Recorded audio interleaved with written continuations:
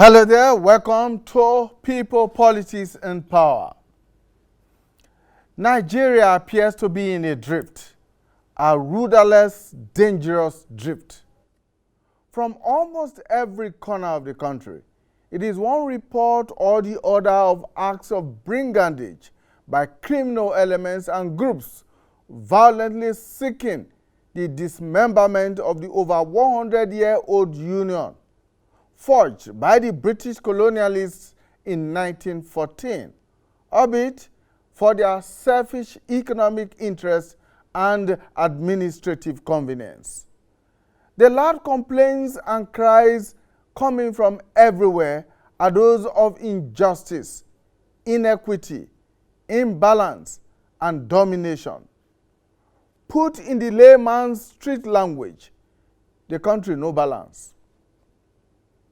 The socio-political imbalance is worsened by the extremely harsh economic conditions and the realities of the times. Many Nigerians are struggling to survive, and this appears to be driving some over the edge. The perception of dominance and exploitation by a group or a few individuals in a natural resource well-endowed country like Nigeria is fueling a raging battle in many hearts, particularly so among the younger generation, who helplessly watch as the labors of their heroes past slip beyond their grasp and into possible ruin. But as bad as the situation is, politicians are, as usual, fiddling as they junket from one end of the country to the other in pursuit of their next political prize, the 2023 election grab. None of them appears perturbed, at least not well enough, by the national blight and possible descent to helplessness and statelessness.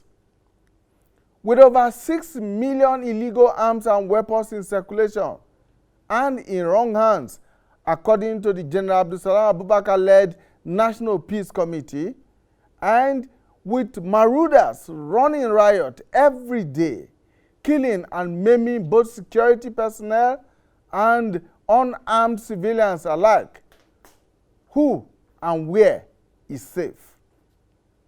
What are the implications of the random killings and easy targeting of security personnel who are charged with protecting the rest of us, who will protect the unprotected?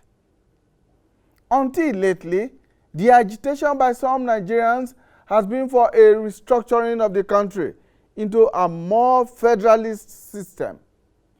But it appears now that there is a shift from the restructuring agitation towards separatism, secession, and self-determination. Could we have avoided this apparent move towards anarchy and disintegration? How can this fire be quenched in time to prevent it from developing into a raging inferno?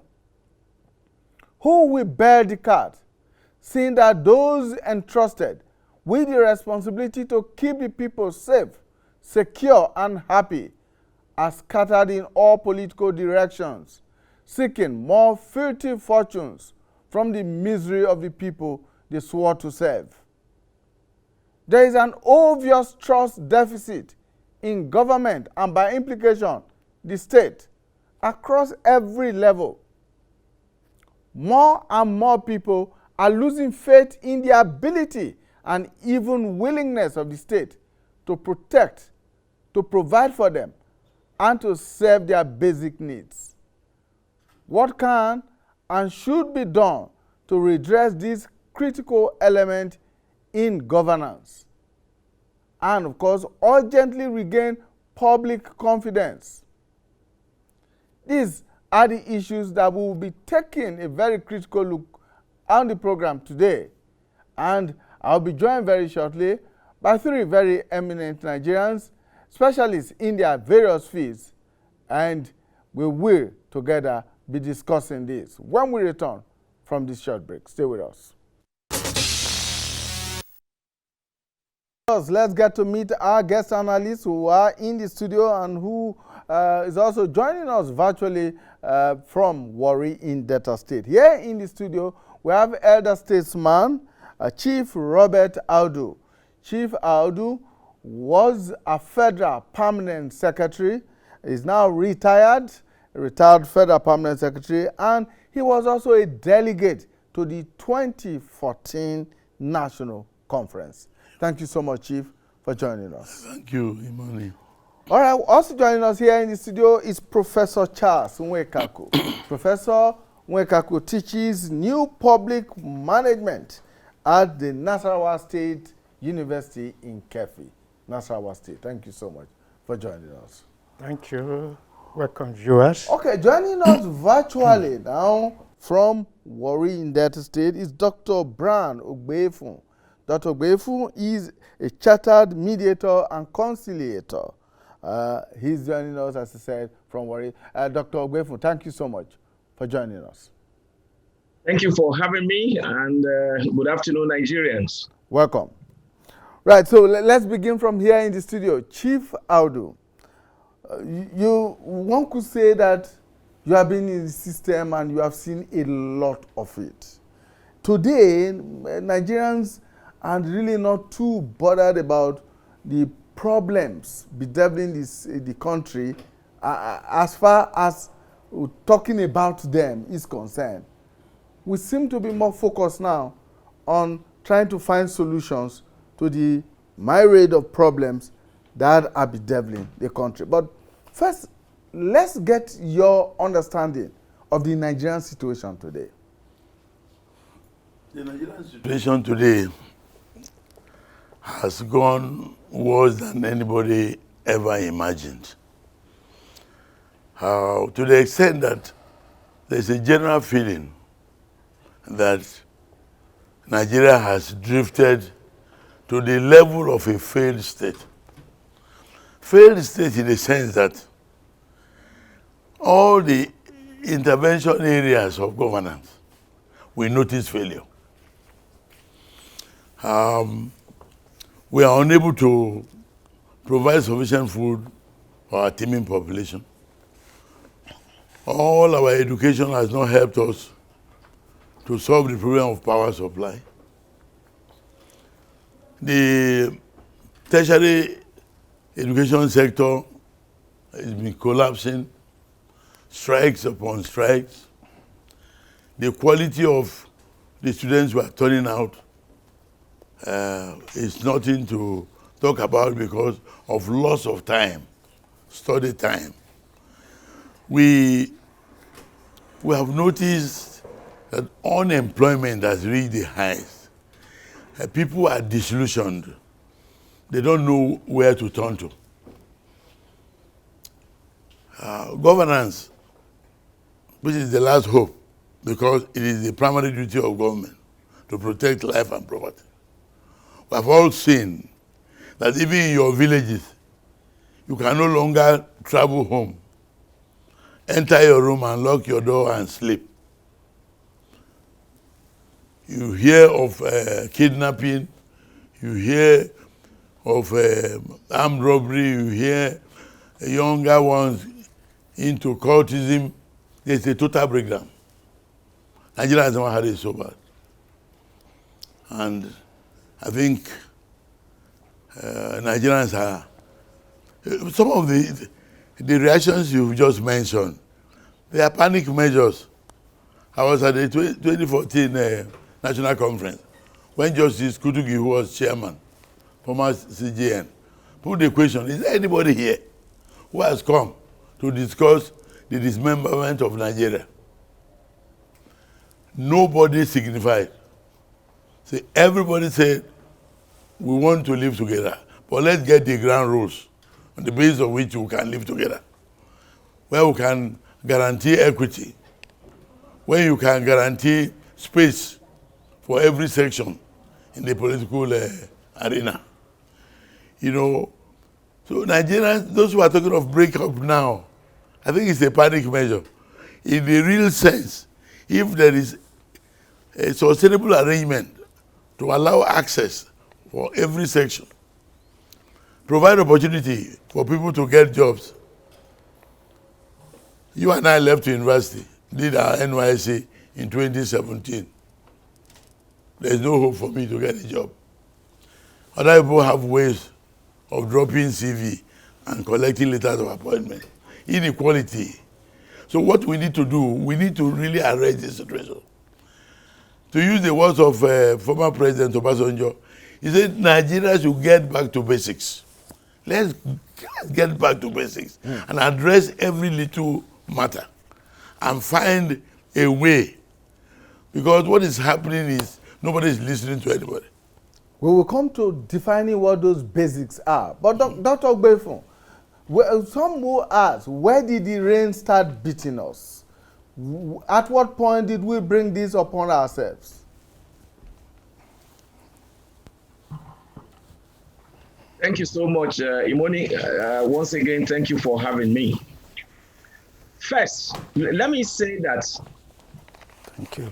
a nation that forbids hearing of truth and those leading becoming allergic to hearing the truth and feedback from their people will drift, and if care was not taken, will get to the level that we are in this nation today. And I think that is exactly what has happened. How do I mean? History is supposed to be part of a people. But I can tell you that the younger people today, whether they are leaving secondary school or leaving universities, they don't have our history, because at a point in time, we decided to yank off history from our curriculum. So when you lose touch with your past, you are likely to stumble as you move on to the bridge, linking your past to the present and to the future. When we're growing up and we're in the primary schools, for instance, there was a subject called civics. It told us how and the roles of the citizen, roles of government, and roles of stakeholders in governance. I learned that at the time also we decided to remove it from our curriculum. In which case, even at a younger pace and space of life, when you are supposed to begin to know what your duties are, what they owe you, they removed it. So whether by omission or commission, it means that those people that were behind the removal of civics, the removal from history, from our curriculum, both at the primary level, secondary level, and perhaps tertiary level, did us a disfavor. And that is exactly what we are paying for. Let me give you an example. If the children of these days knew what the Civil War brought to Nigeria, the mysteries of our citizens that died in the East, our soldiers that lost their lives,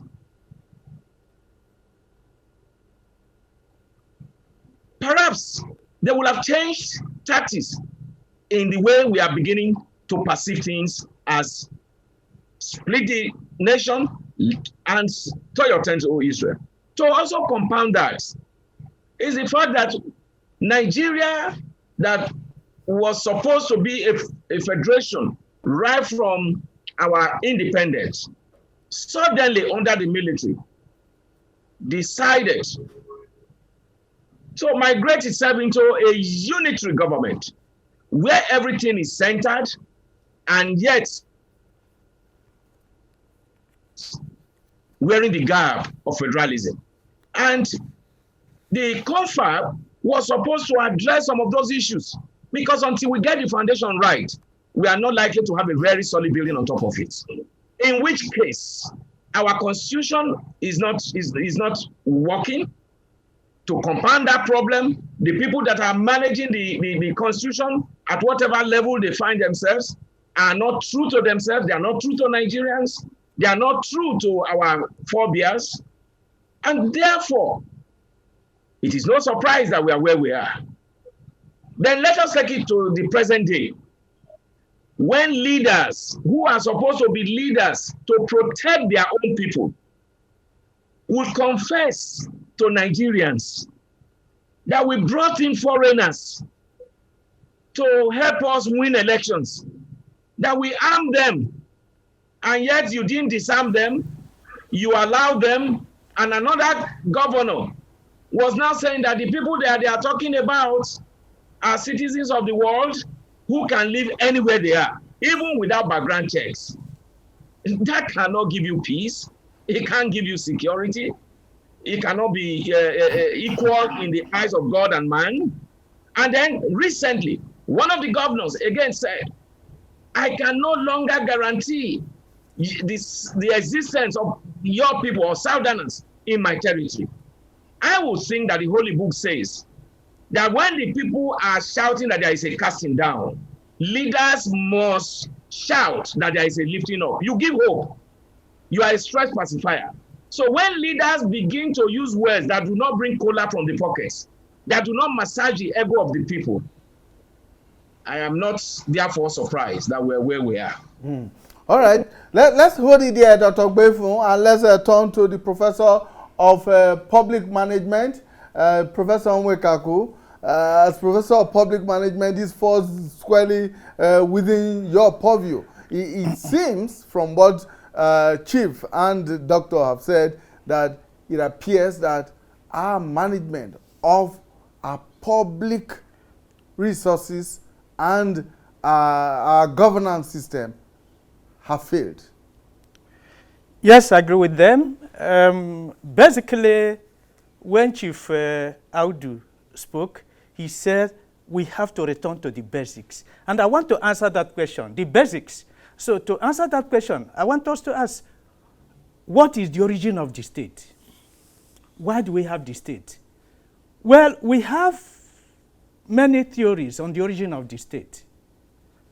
But the most popular among them, Jean-Jacques Rousseau, Thomas Hobbes, John Locke, three of them in the concept of social contract, they agreed that there was a state of nature when life was brutish, violence, lawlessness, insecure, and so forth. And men realized that none of them was safe under such arrangement, and they agreed to come together to form a new state, that is the modern state. And now they agree to surrender their rights for personal security and property. Now, they surrender that right to the state, called the Leviathan in their concept, but that is the state, for state to do it for them. What is that security? To secure their lives and property, as well as provide welfare for the people. And we now ask ourselves, is Nigeria as a state doing that? Basically, no. You come to the issue of security. Today, no person is safe in Nigeria.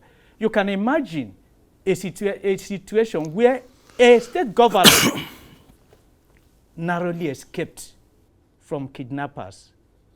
And then he was warned. He was told that he was lucky. Next time, he won't be lucky. And nothing happens. Now, you also remember last Monday, last week, a week today, where gunmen sacked a correctional center in Owerri, dealt with the state police command, and there you have the government house. That means they could as well have kidnapped the governor. Thank God they were generous enough, they didn't do that. Now, with all the security apparatus there, they could not, those people operated for over 2 hours unchallenged. And the military base at Obinze is about 10 minutes drive to that place. So this is the height of insecurity in Nigeria. So government has failed in that direction. So if government could not even protect people who are in power, who else is safe? When you are in your house, you are not safe. You are in the street, you are not safe. Anywhere you are not safe. You could be kidnapped at any point in time. Why? Because of increasing tension and distress in the country. People have been abandoned. that very social contract, government has abandoned it. The social contract is that government should do these things for the people. Government should provide welfare. Today, welfare is no longer there. When we were in secondary school, you enter school, you see bomb water, you see electricity, you see other things. As a matter of fact, when we were at university, I attended University of Nigeria and Soka, we do have fruits, chicken on weekend, on Sundays, tea, free. You take as much as you wanted. We used to be 3 or 4 in a room.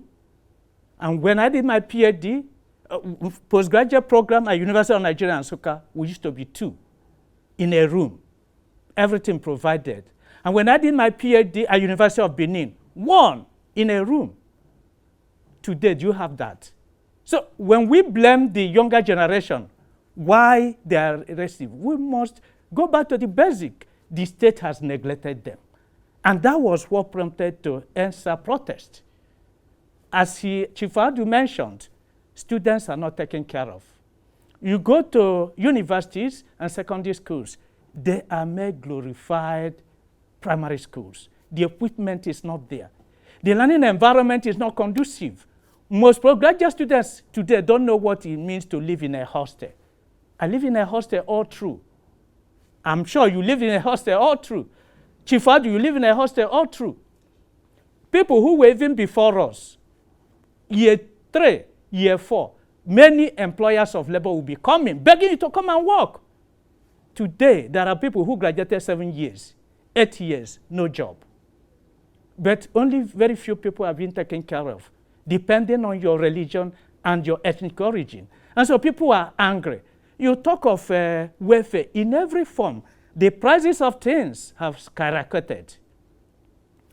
The value system has changed. For any person to say good morning to you, now you must be able to produce naira. In fact, they are no longer taking naira, dollar or pound sterling. The value of the naira has gone down. It doesn't worth much. So what are we talking? So the very basics, the things that make a state, they are no longer here. And that's why people are now protesting. And that's why people are now saying, since you cannot protect us, let us protect ourselves. And even people who are asking for separation, they are asking for separation because they believe that the state has abandoned them. The state has frustrated them. So it's better for them to take their destinies in their hands. And this is what is happening. And so, Chief, isn't that a recipe for anarchy and disaster? By the time every group and every section of the country begins to recede into its share and begin to say, well, we'll take our destiny into our hands, we will protect ourselves, we will operate a new social contract which the larger Nigerian state has failed to adhere to. Wouldn't that be a recipe for confusion? Chief. What is happening is that it is an organized confusion we are in the country for now. And what we need to do, we spent a lot of money to fund the 2014 National Conference that looked at most of these issues and formulated solutions. For some odd reason, some people are not at peace with it. Even to look at it, examine the recommendations and see whether you should go implement them. So you see, we don't have systems that regulate, several systems that will take care of matters when you install them. You know, we all cannot be protecting ourselves. For example, the National Conference examined the security issue. And the United Nations policing ratio that provides for 1 policeman to 400 in the population. We have not made any effort over the last 20 years to try to even go close to that. Okay? And the National Conference also recommended state police. You cannot have a vigilantes, people who don't have any training.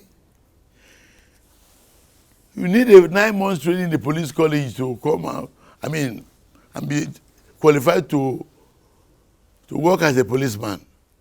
And even then, they allow some time before you will be allowed to hold a weapon. You have to be promoted to the rank of maybe a corporal to hold a weapon.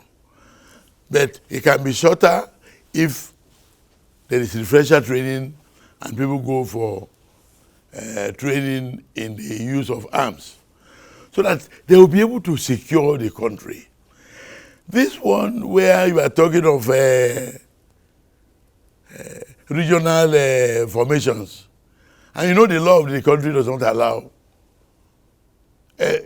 such groups to carry arms. So how would they be effective? So I have done papers on this, and I defended a motion at the National Conference on state police. And the community police idea that we brought in is being misunderstood by the country. It's not an alternative policing outfit. It's the involvement of the community in policing. By more of giving information to help those in uniform to police you better. But it's surprising that some people think that you recruit people as community police officers. And are going to create a big problem because there's no career management for such people. And they will now try to fend for themselves and aggravate the security situation. So I would say it is wrong for regional outfits like Amoteku and the one the Southeast just announced. Ebubeagu. They have no place in our security system. It's a dangerous development. The only thing is, let each state have its own police. The federal police is there to oversee and set rules and resolve interstate police conflicts and so on. We are too civilized to go blindfolded into these things that we are doing because of sentiment. So the basics we are talking about is, let's sit down on one table. In fact, what is wrong if our president asked the National Assembly to look at the 2014 National Conference report? Because everything is there. You know, for example, people are afraid. Agitation, domination of power by a section of the country. You can't suppress people this way. You have to assure them that there is an access created for them to access power. Okay, Yes. Prof, Yes. I'd like you to quickly speak on these regional security outfits, because up until recently, Yeah. the Southeast had been a very Peaceful. relatively Yeah. safer place than Yes. every other part of Yes. the That country. is true. And then suddenly, we saw this spike in insecurity. Yes. And now the governor decided to come together and over this weekend came up with the idea of Ebubeagu. Ebubeagu. Yes, thank you so much. Yes, you found out the Southeast is occupied by the Igbos. And if you go throughout every part of this country, the Igbos are there. The moment you remove the indigenous, the Igbos are the next most populous people there. See, Igbos are outward. Igbos, they want peace. They want united Nigeria. But the truth is that the Igbos are excluded from Nigeria. So you found out that the Ebubeagu, the governors formed this week, it was a kind of panic measure after the Owerri incidents. Because all along, they were reluctant to do anything. At times, people were expecting them to do something. Our people go out there, they are not safe. Even in the Southeast, they are not safe. And that's why people started, for example, you see, IPOP, people started respecting them. ESN, people started respecting them. So there was a leadership vacuum in the Southeast. And so that leadership vacuum was filled by IPOP and ESN. And so you now see the panic measure the governors have taken. And the measure they have taken is just mere political statement, not policy statement. Because they have first, they said that henceforth, they are going to form regional security network. There's nothing wrong with that. But it is a mere statement, no policy backing it. I expected them to direct the various state assemblies to go forth with the necessary legislation to legalize that. Like was done with Amotekun. Yes, that is one. So it is a mere political statement they made. Two, they said that henceforth they support federal government in all measures to ensure security. And we know that federal government has not been rendering that security. So now, another one is that they also said that henceforth there will be no open grazing, which is good. But like I said before, it is political statement. No policy backing it, no law backing it. And we've been asking them to do something. They were reluctant. We thank them for taking up that measure. Well, it is belated, but I know some people may say it's better to have something than none at all. It's belated. But even now, there are no laws backing what they said. So we are advising our brothers, the governors, to go back to the basics. To the various states of assembly. They have to follow the due process. For me, there's nothing wrong with regional security outfit. As a matter of fact, before independence, when we had native authorities, you know that even police, the local government, had their police. Native authority had their police. And heaven did not fall. So who is saying that the regional assignment, regional security cannot work? It can work. Go and check history. Native authorities had their security, and they did not misuse it. Therefore, the various regions will not misuse it. And we are asking that the Constitution should be dismembered because it is highly concentrated. A situation you have 68 items under the legislative list, and you call it a federation. Exclusive list. Exclusive list is uncalled for. It is too heavy.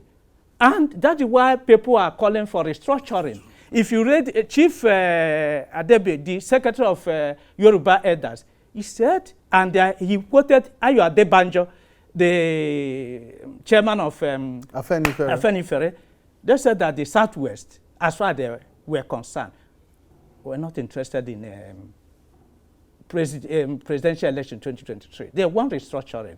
And my own people were saying, we want restructuring. Although, if I thought there's going to be an election, it is the time, so because equity, we are talking of equity. That is the major problem, injustice in the federation. Equity, you see a situation where accession controls all the appointment. All the security outfits are being headed by one section. So there's no trust. So there's no trust. Yeah, okay, now talking of trust. Yes. Dr. Ogbefun, let me come to you on this. Very many people have said that there is a huge deficit in public trust. The state does not seem to mean anything to very many people anymore. Because like you said earlier on, the state has refused to respond to the needs and aspirations of very many people.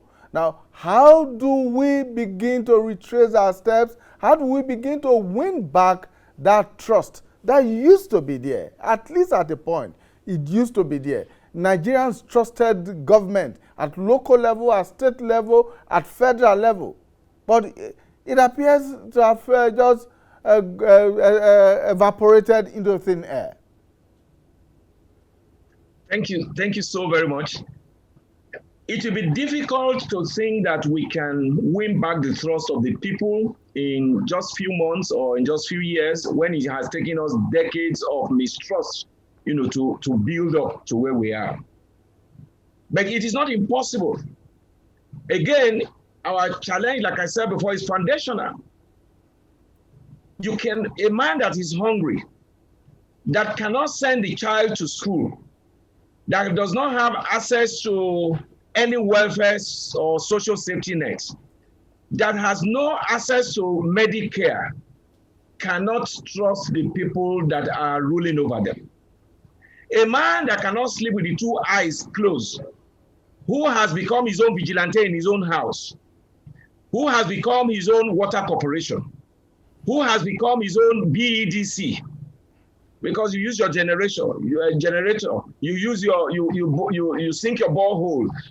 Your children don't have access, like one of our colleagues said, equality to education and healthcare. How can the people trust you? So where do we start? That foundation that built a rent economy for Nigeria, where people congregate to share money at the end of the month, has to be the beginning. I listened to what Governor Obaseki said a few days ago. He said when they took their FAC allocation in March or thereabouts, the federal government has to print about 50 to 60 billion currency more for them to have a safe landing in their sharing formula. That is worrisome. The oil that we are relying on over these years can no longer sustain us the way we would have loved. Therefore, this rent economy is the most foundational. When the people want to trust you, they must have access to economic freedom. As of today, I don't see that happening. All the people that are doing menial jobs, all the people that are artisans, all those who depend on electricity to power their filling station, to power their saloon, it's not coming forth. So, and they are seeing the kind of money that we'll spend in governance. Just take a queue, just take some public officials when they are going out and see the number of cars, the number of entourage that they have. And then the people continue to wonder, are we in the same place?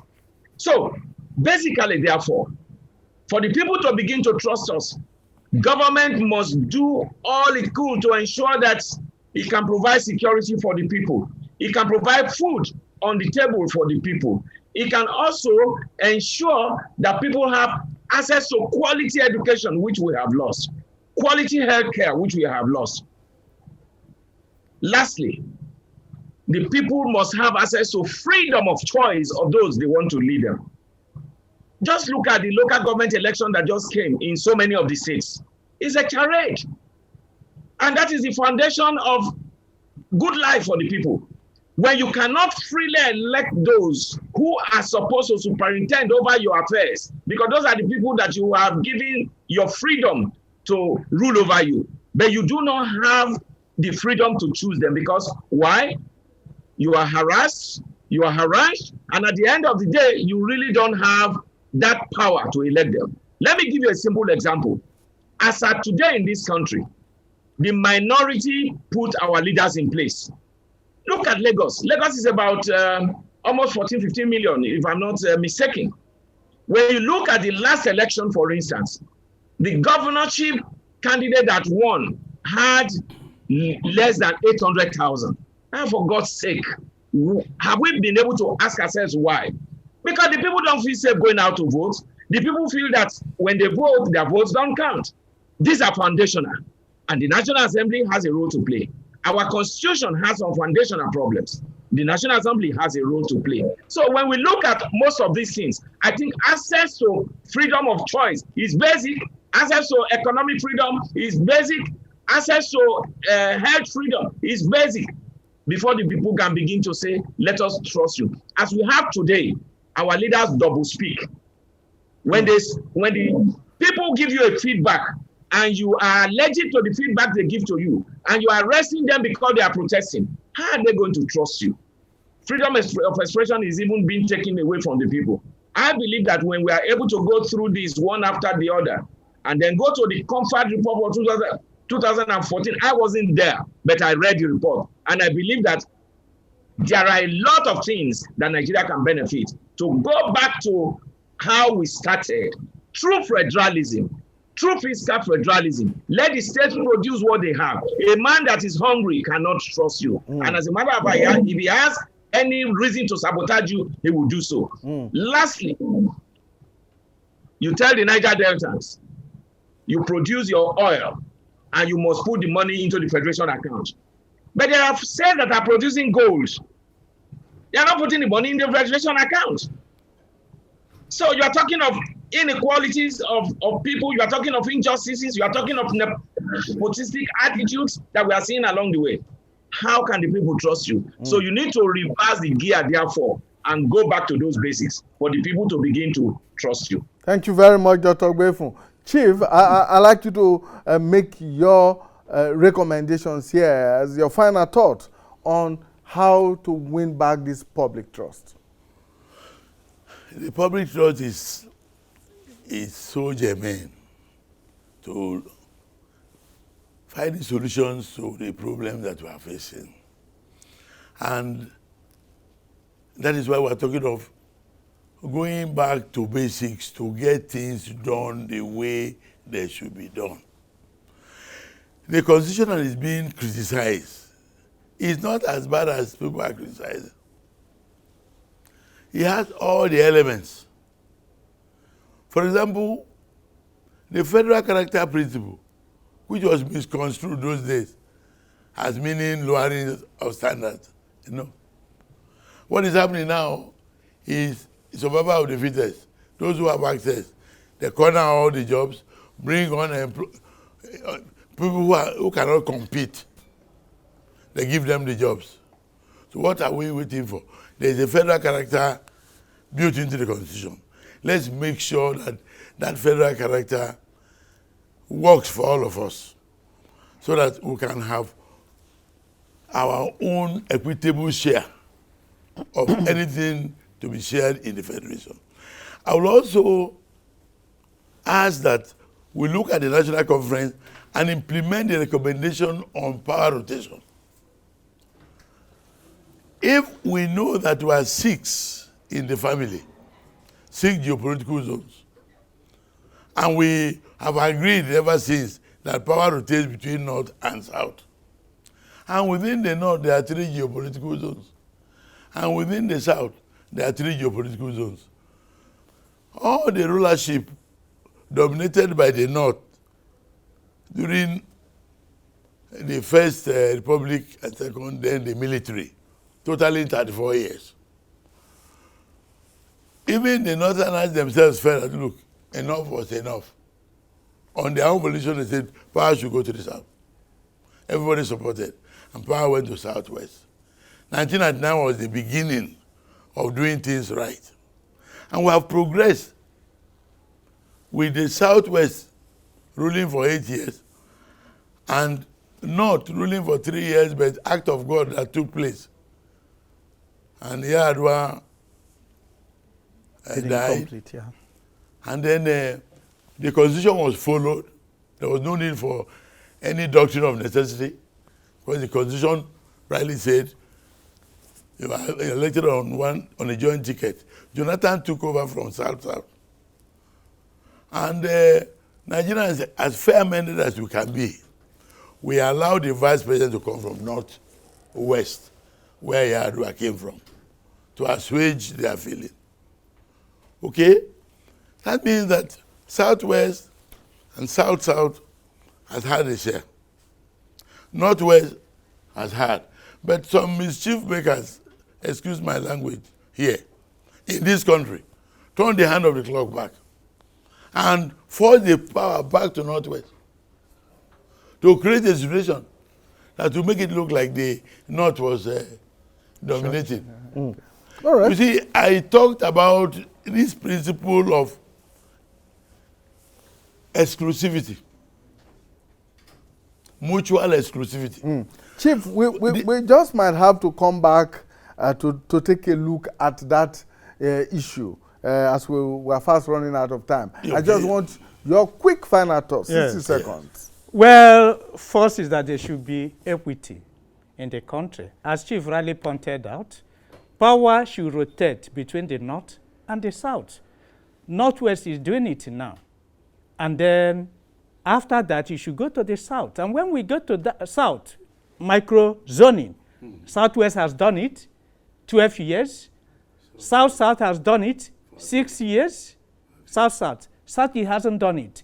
Power should rotate to the... These are temporal measures. Okay. Now, the Section 14, subsection 3, the principle of federal character, should be implemented. And that means that all these key positions, all these zones should be reflected. Yes, those policies are there, but of course the implementation has always been the problem. There should be accountability. Okay. There should be transparency. All right, Prof. And then there should be democracy. Let power go back to the people. So people should determine who rule them, not to any person.